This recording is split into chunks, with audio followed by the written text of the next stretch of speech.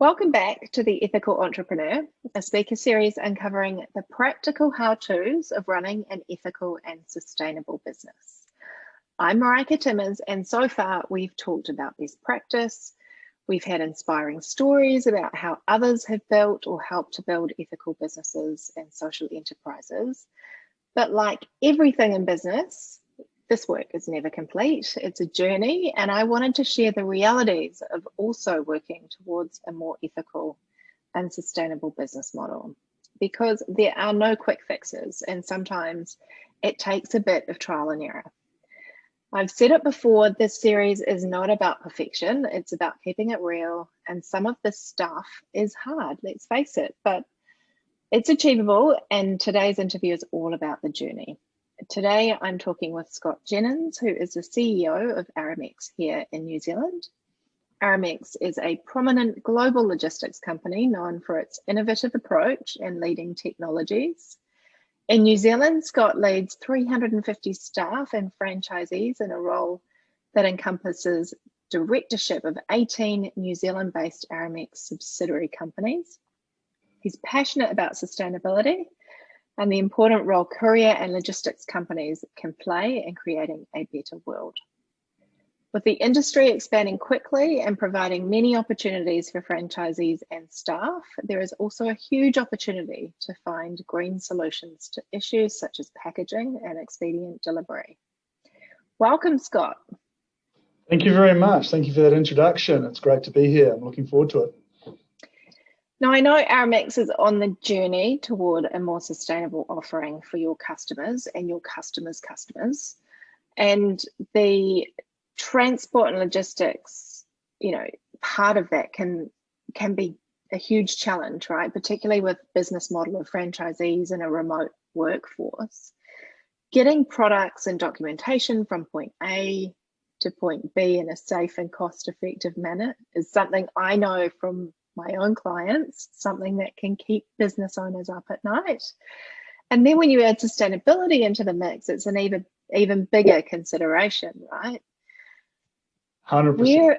Where are you guys at in your journey with sustainability? One would right at the beginning. So I think you alluded to it earlier. If I just recap in terms of the scale of the business, and then I'll walk you through, I guess, where we've started the journey and how we're looking to adopt and bring the people within our organisation along for the journey. But just as importantly, our customers and how we engage with our customers to learn what their needs are and the ever-changing consumer. One thing that has happened certainly post-COVID, there's been a surge of e-commerce purchasing. It's probably advanced e-commerce in this part of the world by about 5 years. So with that comes some challenges, especially with regards to, I guess, strategic and business plans that everyone had prior to COVID and how we've had to change to meet that new normal of volume pressure that retailers, e-commerce retailers, consumers, and obviously the logistics industry, how they're adopting to that new normal of so many people buying online compared to prior COVID times. Yeah. I try not to use all those words that everyone else uses, and I was very careful through that. But you alluded to earlier, I just want to, I guess, for the audience, Aramex is a very large logistics company. They span across some 60 countries, delivering to over 220, and they employ in excess of 15,000 employees. So we're lucky to be part of that large group here in little old New Zealand to leverage off some of their expertise and what they're doing in offshore markets.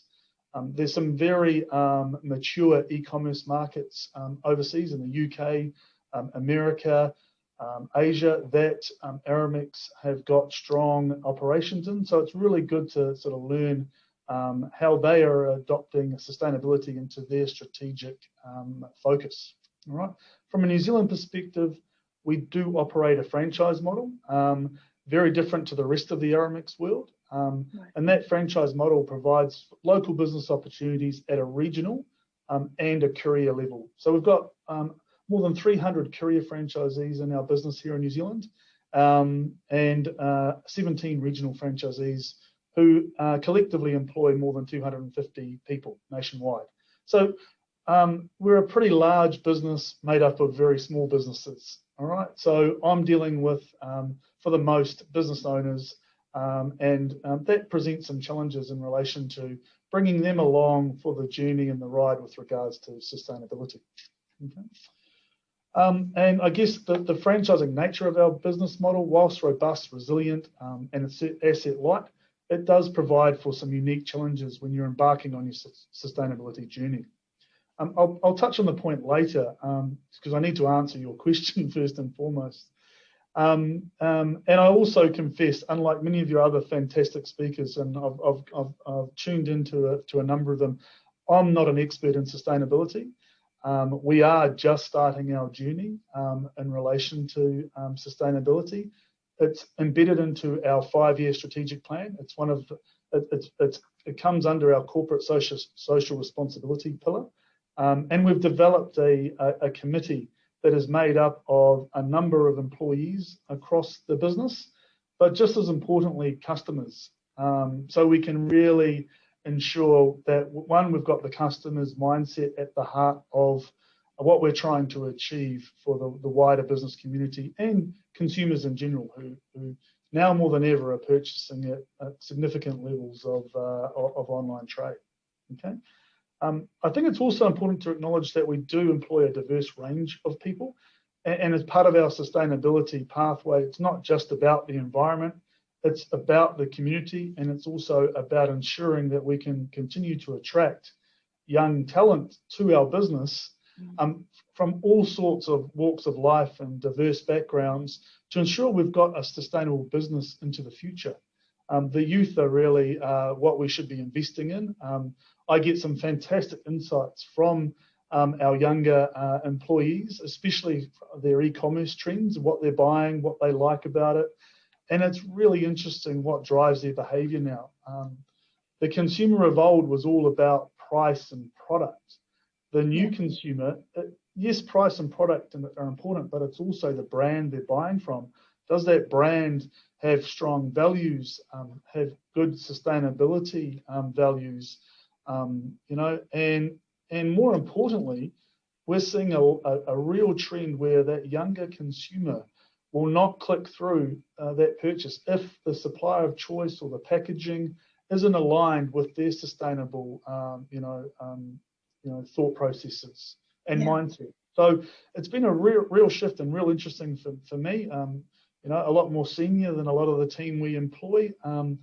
That what drives their behaviour, we've got to ingrain that into our own business model now and ensure that we do offer the consumer, confidence that as a courier company, we are being as sustainable as we actively can to deliver their needs. Excuse the pun. Yeah. So I guess, for me, the journey started, and it was really important to engage a wide and diverse range of people within the business. Okay, so that's people I employ. Also franchisees, so our business partners, some suppliers that have got experience in this field, and just as importantly, our customers. So we've developed a committee. That committee meets monthly and produces clear executable actions that can be delivered to market. Okay, and I can talk about some of those key initiatives as we go through this interview. Yeah, well, that's my next question. Really, was what are those important areas that the Sustainability Committee is tackling first, and why those priorities? Absolutely. I think as a courier company, I'll touch on the most obvious ones first, and then I'll obviously, I think it's important that some of the most obvious ones, they're not the easiest ones to tackle. So I gave the committee a mandate. It's really important we focus on the most significant challenges to ensure that we can provide sustainable business into the future. But we've also got to ensure we get some quick wins. And it's not about always getting the big ticket items on your plan. It's about being real, and it's about ensuring we can execute on some of those easier objectives to implement into your business. But I mean, if I start with the obvious, obviously plastic is a major factor in online retail. And our business is very much aligned to online retail. We're the face for most of our customers. Our couriers delivering packages right across the country and the globe.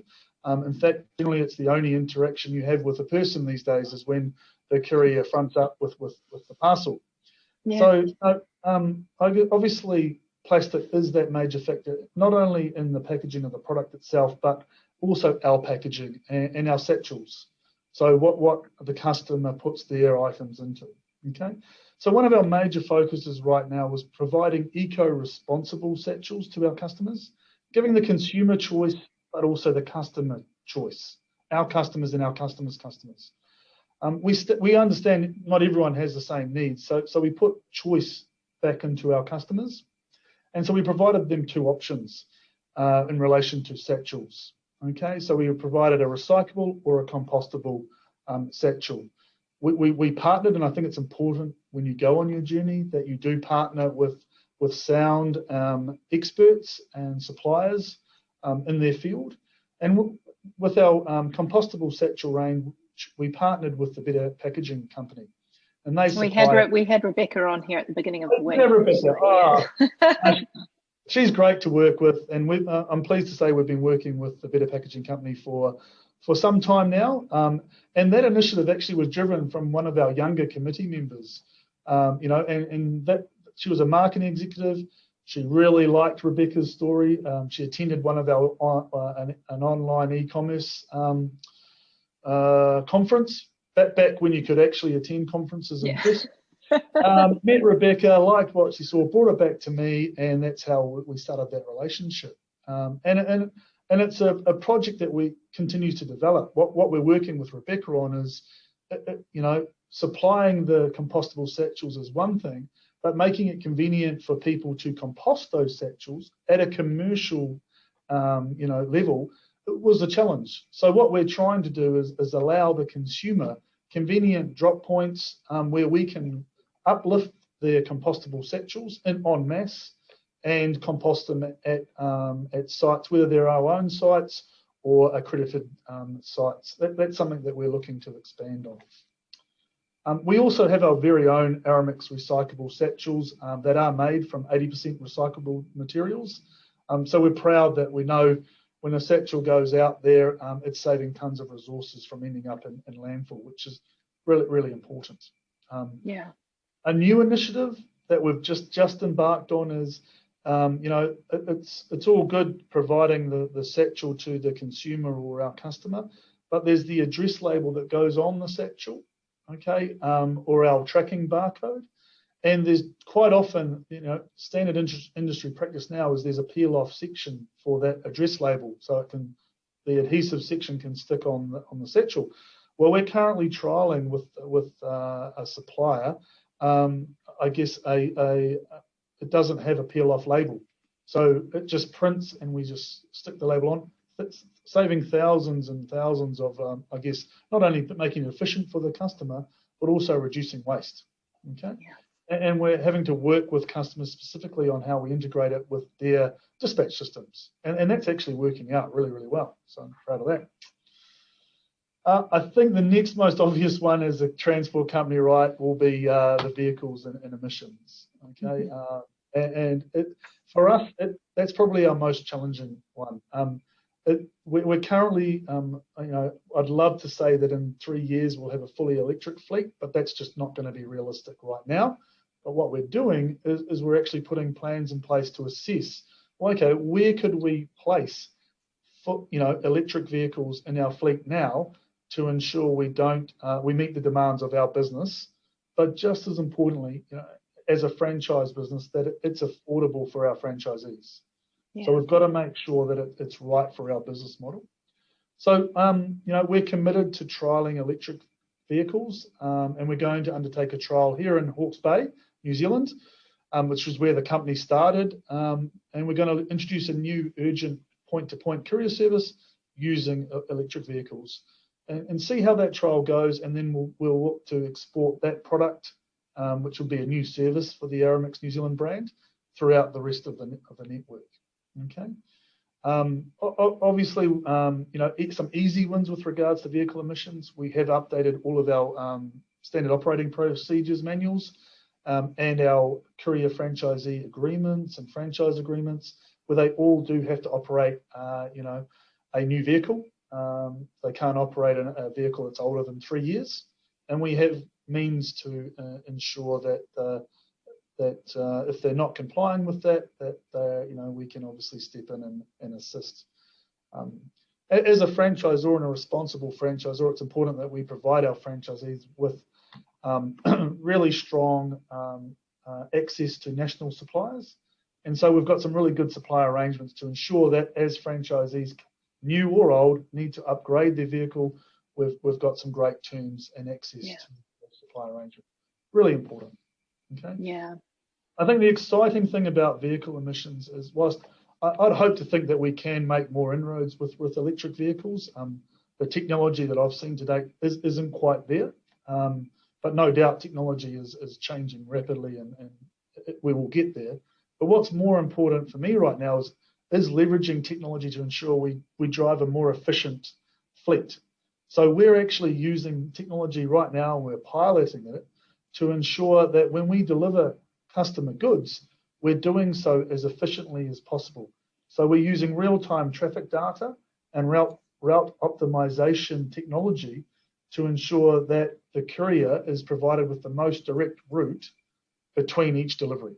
Okay, so we're trying to minimize wastage. And that's all managed by their handheld device.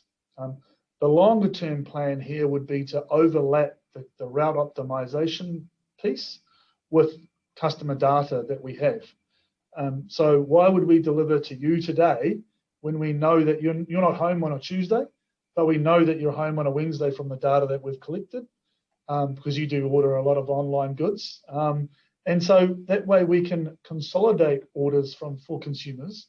So we're not delivering to you every day of the week, but we're delivering to you in specific windows during the week to reduce the time that our couriers are actively out on the road delivering individual parcels.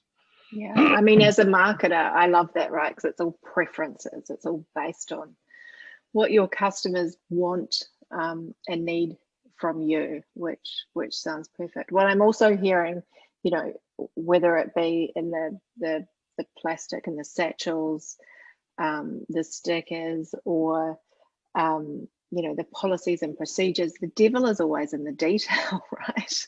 And it reminds me of actually something Rebecca said around start small and build on it. So you could start with the satchels, and once you've obviously got that in place and you're happy with that, then you look at the labels, then you look at other parts of that. It's not about being overwhelmed by all of the things that you're not doing, but tackling things in a logical sequence and taking it one step at a time. Would you say that's been your approach? Absolutely. It is overwhelming when you look at the sustainability piece and how do you bring it to reality, that your shareholders and your business partners and suppliers, will buy into. So it's really important that it's a long play here, but you set realistic objectives for the team, but you give your team ownership and accountability, so that they do have the resources available to execute on some of these plans. So, I mean, satchels and vehicles are the two big, topical points for a logistics company. But it's just as important to bring the consumer along for the ride and bring them into the conversation. If we do and are successful with scheduling deliveries to consumers, so we're not out on the road every day delivering to those consumers that love to order and receive parcels every day of the week, but we reset their expectation that, hey, it's okay to receive 5 parcels once a week as opposed to 1 parcel every day of the week. So it's really important that you tell the story and you back it up with reasons and facts why you're doing that. Okay, because we do have a large number of generations now that as soon as they click the button, they do expect that delivery to be made regardless of the cost to the environment. Yeah. Okay. But yes, and to your point, I mean, our longer term goal is to be carbon neutral, and we are undertaking an exploratory exercise to determine, well, how can we get there? And when we're involving a number, I mentioned it before, over 317 actual individual business owners that need to be a part of that journey, it adds a level of complexity that we have to work through. So you've got to go big with some of your goals, but you then break down those goals to achievable, an achievable roadmap and milestones with key dates to get to. Okay. Another interesting piece around, I guess, technology and again trying to reduce wastage is I don't know. I don't have a printer at home. A number of my friends don't have printers at home. Yet the consumer to consumer trade in our business is quite significant. So, someone selling on a marketplace to another consumer selling used goods, they'll use our services and they'll waste and have to print a tracking or address label. So we've introduced, again, we workshopped, some of the young people came up with this idea. Well, why does someone need a printer to produce a tracking label? Let's provide our couriers with the technology that they can uplift the parcel. Consumer doesn't have to print a label. We either print it back at base or we print in vehicle using a sustainable label in the process. So that's something interesting that we want to have the conversation with a wider audience on, and would that appeal? And we're already doing it with New Zealand's largest marketplace, Trade Me, and it's working very, very well. So, yeah. Yeah, great. Yeah, and other. So those are some, I guess, maybe some bigger ticket items, some smaller items and easy wins we've had. Some of the team came up with, why do we need to go? Every Christmas we buy all of our key clients these wonderful gift boxes. This year, let's be bold and let's buy our customers trees. And there was a number of people, especially some of the commercial team, who were quite skeptical about it. Wow, what a success. I don't think I got one negative comment about gifting a customer a tree as opposed to a nice gift box. And the feedback was overwhelmingly positive.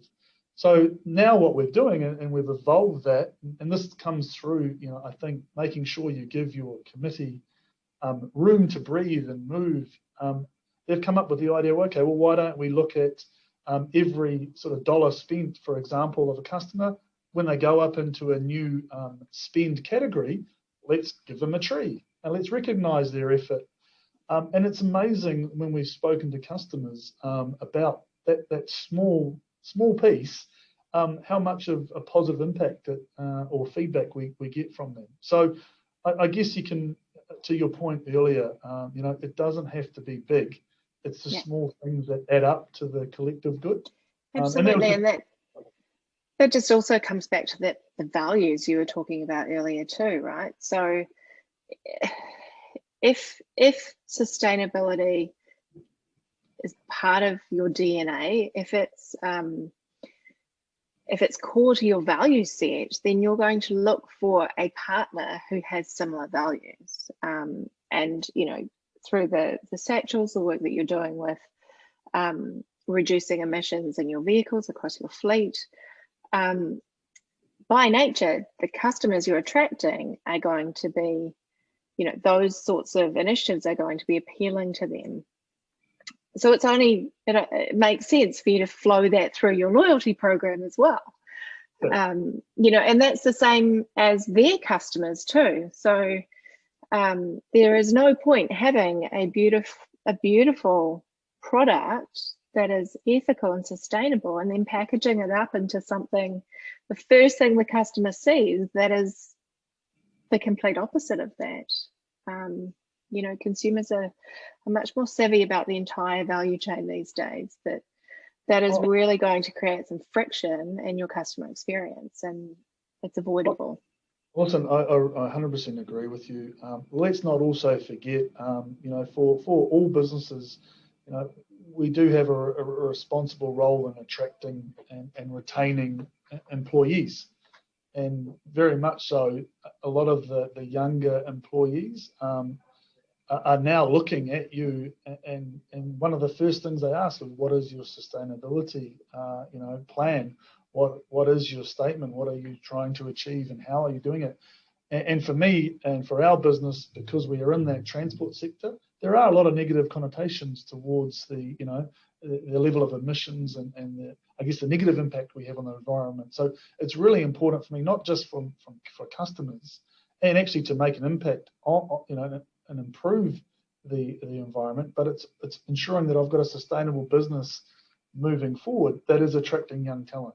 So that's why it's not just about telling the story for your customers. It's really ingraining it into your culture, your business, right at the first time you interview someone new coming into the organisation. It's really important to me. Yeah, completely agree. So in line with that, I guess, you've got an interesting business model. You're part of a big global operation, but you've also got a lot of small businesses, franchisees all over the country. Is this a common setup for courier companies worldwide? And how do you overcome, the varying degrees of ethical and sustainable responsibility across such a diverse group? Yeah, listen, it is a very unique model, our franchise model. I believe we were actually, Fastway Couriers was the company that Aramex acquired 5 years ago. Yeah. And I believe when the company started in 1987 and then franchised in around the early 90s, we were the first and only transport company to franchise and operate a franchise model. So it is very unique to transport. It's something that Aramex are looking at closely and do want to potentially leverage our USP into other markets that they're not so strong in. But you're 100% right in terms of it does add a layer of complexity from a decision-making process, because you have to involve your business partners very early in the conversation around, okay, let's ensure we've got sustainability as one of our strategic pillars. What does that mean? And what does that mean for their business? And I guess it's making sure that you can provide the support mechanisms for their business and keep it real, so they can understand what value proposition that provides to their local customers, their local people they're engaging with and employing, in their community. It's certainly not easy, to work with some business owner on it, because there is a level of investment required. Yeah. But again, if it's as a franchisor, if it's in your business plan that you're talking to your franchisees consistently about, and why it's important and how we can help you invest in those areas.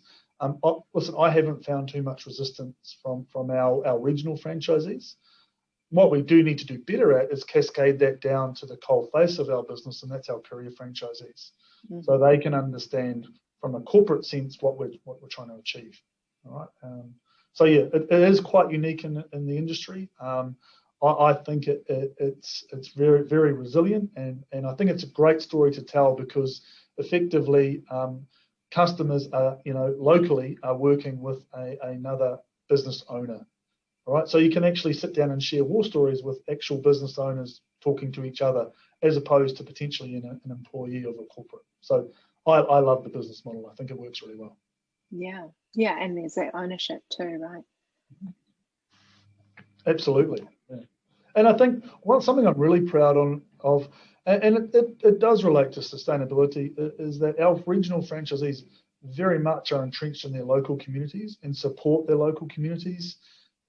These guys are hardworking small business owners, and I'm immensely proud of the money that they contribute to their local charities, national charities like Cure Kids.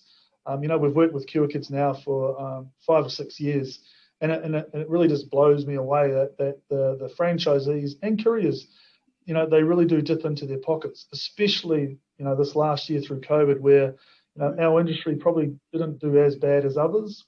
And so, Cure Kids and other charitable organisations, their funding has been a lot harder, where we've really stepped up and have provided those organisations with opportunity. So that's something that I think needs to be part of your corporate social responsibility pillar, and so I'm proud of that. And that was my point. My next point, nice segue. That corporate social responsibility is a core component of your sustainability plan, isn't Oh, sorry, repeat that question. It got the line. That corporate social responsibility is a core component of your sustainability plan. Oh, it is. It's one of our. We've got 4 strategic pillars, and under our 4th strategic pillar, which is to build the brand.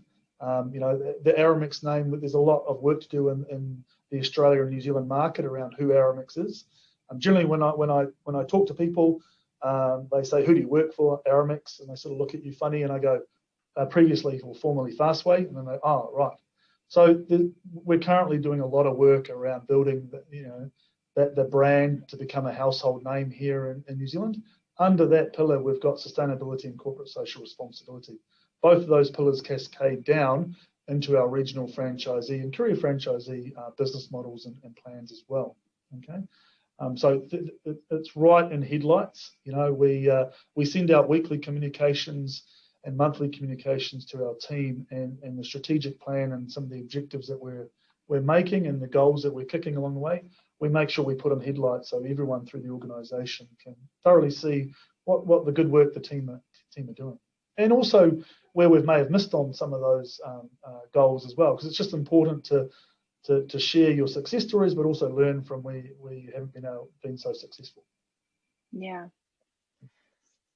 So we talked about the internal responsibility, but there's a lot of external responsibility too. So what do you think is the role of government and legislation in these sorts of matters? Yeah, listen, it's a really, really good question.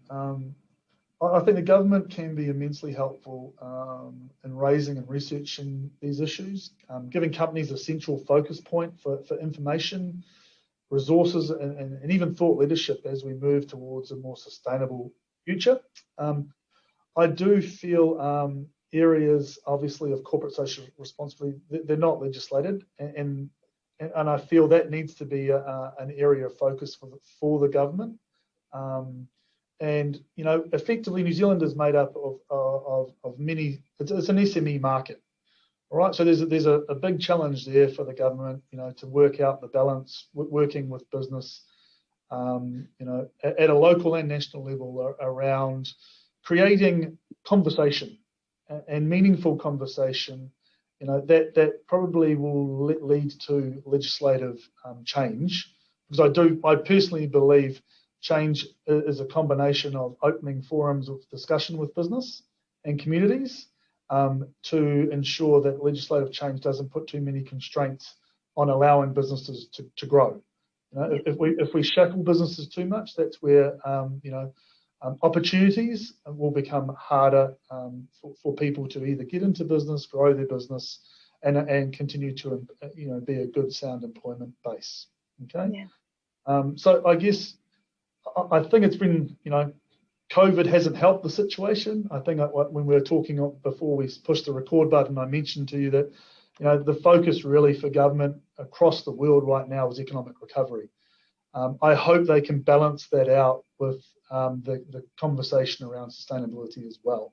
I think it's COVID has certainly made that conversation harder, because there are some industries that are, as we know, are struggling, and in New Zealand for us it's tourism, and a lot of our businesses revolve around that tourism space, and they're struggling. So I think the first focus for the government right now will be, well, how can we sustainably support those businesses to sustain and recover through and post-COVID? So yeah, I think it's a collaborative approach is my long-winded answer to your question. Yeah. But they absolutely have a part to play. I don't think we'll get there without legislative change, is my view. And there's an opportunity to create the future of business, right? What does that sustainable model look like, and what are the types of businesses that the government and the country and the world are really going to invest in? Absolutely, and incentive schemes to get you there as well, that you can truly measure, and that's I think that's the difficult part. Certainly for me, is I need to better understand. Remember, I'm not an expert in sustainability. Certainly don't confess to be one. I'm passionate about it because I've got 2 young children that I care a lot about, and if we don't change some of our practices now, I'd hate to think what this world looks like, in 50 years' time. So I'm not an expert, but I know we need to make change, and it's ensuring that we have conversations that can achieve that change without restricting, the breathing space that business needs to grow and employ people. Yeah, perfect. We're nearly out of time, Scott. So one more question. This is a question I have asked a number of my speakers. You've been CEO of Aramex, and prior to that, you were the GM of Fastway Couriers. If you knew, and this doesn't just have to be linked to sustainability, but if you knew when you were just starting out what you know now, what would you do differently? It's a really good question, and to be honest, I forgot you were going to ask that one. Also, I guess what I didn't know 20 years ago was just how interesting and evolving this industry would be in the long run. Every day is different. Technology is ever evolving and changing, and I think as a leader of a business, you really need to embrace two things. Technology is here to stay and change. And how do you bring technology into your business efficiently and at the right point? I guess for me, one thing that comes to mind is I guess I feel great pride when I look back at all our franchisee staff, customers who have grown and flourished over that 20-year period that I've been with the company, and I've seen their careers develop or new business ventures develop from conversations or the experience they've gained through being employed with us or having a business or a franchise with us, and watching that personal development. If I look back over the years, there's some amazing people we've had and still have in the business have gone on to do bigger and greater things. Existing customers that have gone from a small sort of e-commerce business in the back of their garage to now a worldwide well-known brand. So that for me is pretty cool and gets me out of bed. Would I change anything? I don't think I would. I've enjoyed the ride, and I think the next few years in business are going to be, I think, challenging. But we all need to embrace technology and ensure sustainability is top of mind. If we're going to ensure we're here doing profitable business and attracting talent into the future. Perfect answer, I think. It's all about the journey. Yeah, thank you. I completely forgot you were going to ask that. Perfect. Put you on the spot. So thanks for your time today, Scott, and for sharing your journey with us. Warts and all. I did really want this to be a real conversation and honest, and so I do appreciate you sharing the wins and the challenges you faced, because I'm sure that there are many people in our audience that can sympathise and learn from all of this. I appreciate your time. If there are any franchisee businesses in the audience, Scott has offered his time to anyone who is already in or is starting a franchisee model. As one of the biggest franchises in New Zealand, he's keen to help anyone else navigate this space. So connect with him on LinkedIn and he'll get back to you. I'll put the LinkedIn details somewhere around here. Excellent. Thanks again, Scott. Oh, thank you. And listen, if anyone does want to reach out, and especially if you're embarking on your journey with regards to sustainability in either the transport sector, but more importantly in the franchising sector, by all means, please reach out. I'm happy to have a 30-minute catch up over a coffee. That's really generous of you. No problems. Thank you. Thank you for your time. You're welcome. So where are you at in your journey? How will you prioritize your sustainability commitments? We have just a few more days together and loads more to learn. So stay tuned. Tomorrow's interview is all about ethical leadership. I'll see you then. Take care.